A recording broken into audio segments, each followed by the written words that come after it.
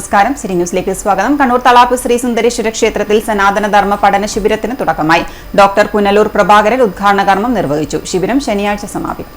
വയൽ പോലെ, കടുകുപാടം പോലെ, ഗോതമ്പ് വയൽ പോലെയാണെന്ത് മതം. വ്യത്യാസം മനസ്സിലായോ? മതത്തിൽ എങ്ങനെയാ? ഒറ്റ ആരാധനാ പദ്ധതിയാണ്.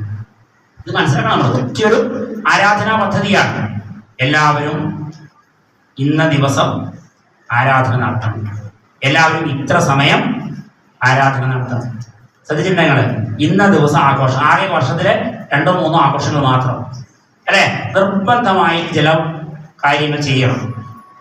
ഇല്ലേ വിടുക? ഇല്ല. അവർ വളരെ നിയന്ത്രണത്തിലാണ്. അങ്ങനെയുള്ള കർശനമായ നിയമ വ്യവസ്ഥകൾ ഉള്ള സംവിധാനമാണെന്ത് മതം. പറയൂ.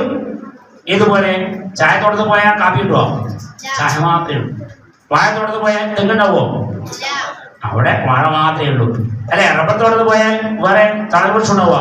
ഇല്ല, റബ്ബറേ ഉണ്ടാവും. അതിന്റെ ഇലകളൊക്കെ ഇങ്ങനെ എടുക്കുന്നില്ല, ചൂടുണ്ടാവും.